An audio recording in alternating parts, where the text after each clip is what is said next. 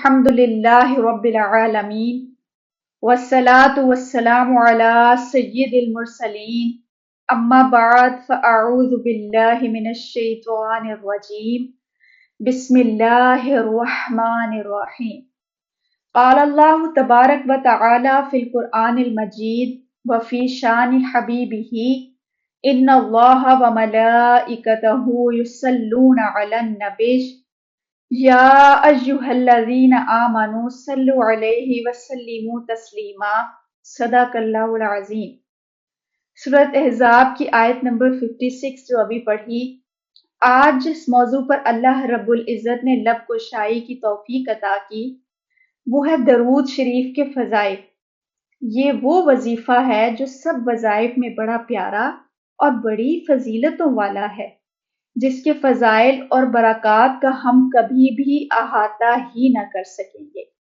ہاں مگر قرآن اور حدیث کی روشنی میں ہم اپنے قلوب و اذہان کو اس کے نور سے منور کرنے کی کوشش کر سکتے ہیں۔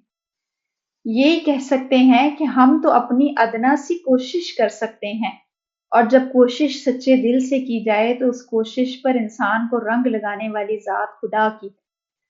پھر موضوع کوئی بھی ہو، جب اس پر گفتگو قرآن اور حدیث کی روشنی میں کی جائے تو اس سے بڑھ کر رہنمائی اور کیا ہوگی۔ یہ ہمارے لیے سب سے بڑی رہنمائی ہے۔ قرآن حکیم کی جو آیت مبارکہ میں نے آپ کے سامنے تلاوت کی، اس کا ترجمہ کچھ یوں ہے کہ بے شک اللہ اور اس کے فرشتے حضور نبی کریم صلی اللہ علیہ وآلہ وسلم پر درود بھیجتے ہیں۔ اے ایمان والو، تم بھی حضور نبی کریم صلی اللہ علیہ وآلہ وسلم پر درود پڑھا کرو۔ قرآن حکیم کی یہ آیت درود کے اعلیٰ مقام و مرتبہ اور فضیلت کو بڑے ہی احسن انداز میں بیان کرتی ہے۔ درود دراصل وہ عبادت ہے جو خود خداوند کریم بھی کرتا ہے۔ سبحان اللہ، ذرا سوچئے، محبت میں ڈوب کر اس پر غور و فکر کیجئے کہ اللہ اور اس کے فرشتے حضور پر درود بھیجتے ہیں۔ اللہ اپنے محبوب پر رحمتیں بھیجتا ہے، اور پھر ہم گناہگاروں کے لیے اسے بخشش کا ذریعہ بنا دیا گیا۔ یوں ہم بھی اللہ کی بارگاہ میں حضور پر رحمتیں بھیجنے کی عرض کرتے ہیں، درود پڑھتے ہیں اور عرض کرتے ہیں۔ سنن نسائی کی حدیث نمبر 1296 میں موجود ہے کہ حضرت ابو ہریرہ رضی اللہ عنہ سے روایت ہے، نبی کریم صلی اللہ علیہ وآلہ وسلم نے فرمایا کہ جو شخص مجھ پر ایک مرتبہ درود پڑھتا ہے تو اللہ اس پر 10 رحمتیں نازل کرتا ہے۔ سبحان اللہ۔ اور پھر شاعر نے کیا خوب کہا کہ عجب فیض ہے آقا آپ کی محبت میں، عجب فیض ہے آقا آپ کی محبت میں، درود آپ پر پڑھتا ہوں اور نور مجھ پر برستا ہے۔ بے شک دراصل تو یہ ہمارے لیے منبع رحمت ہے۔ صرف ایک مرتبہ درود پڑھنے پر اللہ رب العزت 10 رحمتوں کا نزول کرتا ہے۔ ذرا سوچئے، جتنا زیادہ پڑھتے جائیں گے اتنا ہی رحمت کے سمندر میں اترتے جائیں گے۔ اپنے لیے رحمتوں کا سامان چاہتے ہیں تو درود پڑھیے۔ سنن ابن ماجہ کی حدیث نمبر 1297 میں موجود ہے، نبی کریم صلی اللہ علیہ وآلہ وسلم نے فرمایا کہ جو شخص مجھ پر ایک مرتبہ درود پڑھتا ہے اللہ اس کے 10 گناہ معاف کر دیتا ہے، یعنی اس کی 10 خطائیں بخش دی جاتی ہیں، اس کے 10 درجات بلند کرتا ہے اور اس پر 10 رحمتیں نازل کرتا ہے۔ سبحان اللہ۔ ہر عمل کو دیکھیے اور ذرا سوچئے کہ صرف ایک مرتبہ درود پڑھنے کی کتنی فضیلتیں ہیں، کتنے انعامات ہیں۔ درود پڑھنے والے کو حضور کی توجہ ضرور ملتی ہے، اور جس کو حضور کی توجہ مل گئی اس کی دنیا بھی سنور گئی اور اس کی آخرت بھی سنور گئی۔ ترمذی کی حدیث نمبر 484 میں موجود ہے، حضور نبی کریم صلی اللہ علیہ وآلہ وسلم نے فرمایا کہ قیامت کے دن میرے سب سے زیادہ قریب وہ شخص ہوگا جو مجھ پر کثرت سے درود پڑھتا ہے۔ سبحان اللہ۔ درود تو حضور کی قربتوں کا ذریعہ ہے۔ آج درود پڑھنا سیکھیے اور درود کو اپنی عادت بنا لیجیے۔ قیامت کے روز آپ حضور کی قربتوں کے ساتھ ہوں گے۔ یہ وہ مٹھاس ہے جس کی چاشنی ہمارے باطن کو سنوار دیتی ہے اور ہماری پریشانیوں کو خوشیوں میں بدل دیتی ہے۔ شعب الایمان میں حضرت عمر رضی اللہ عنہ کا یہ قول نقل کیا گیا جس کو میں ذکر کر رہی ہوں۔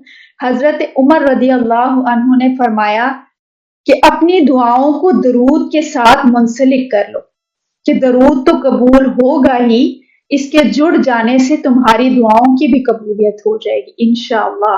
بے شک سنن نسائی کی حدیث نمبر 1282 میں مذکور ہے، حضرت عبداللہ ابن مسعود رضی اللہ عنہ سے روایت ہے کہ اللہ کے کچھ فرشتے جو پوری دنیا کا چکر لگاتے ہیں اور پھر جہاں جہاں حضور کا امتی آپ پر سلام بھیجتا ہے تو وہ اس سلام کو سرکار تک پہنچاتے ہیں۔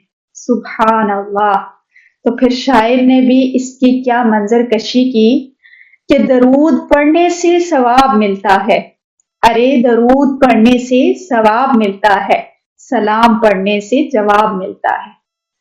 سبحان اللہ، یعنی بندہ کہیں سے بھی درود و سلام کا تحفہ پیش کرے تو اس ڈیوٹی پر موجود فرشتے آپ کے اس تحفے کو بڑی محبت سے پہنچا دیتے ہیں۔ کیسی قربت ہے کہ انسان کے خلوص، اس کے ادب اور اس کی محبت کو سرکار کی بارگاہ میں پیش کر دیا جاتا ہے۔ تو پھر میں کیوں نہ کہوں کہ انہیں خبر ہے کہیں سے درود پڑھو ان پر، انہیں خبر ہے کہیں سے پڑھو درود ان پر، تمام دہر کا نقشہ حضور جانتے ہیں۔ جامعہ ترمذی کی حدیث نمبر 3545 میں موجود ہے کہ نبی کریم صلی اللہ علیہ وآلہ وسلم نے فرمایا کہ خاک آلود ہو اس شخص کا ناک جس کے سامنے میرا ذکر کیا جائے اور وہ مجھ پر درود نہ پڑھے، یعنی تباہی ہے ایسے شخص کے لیے۔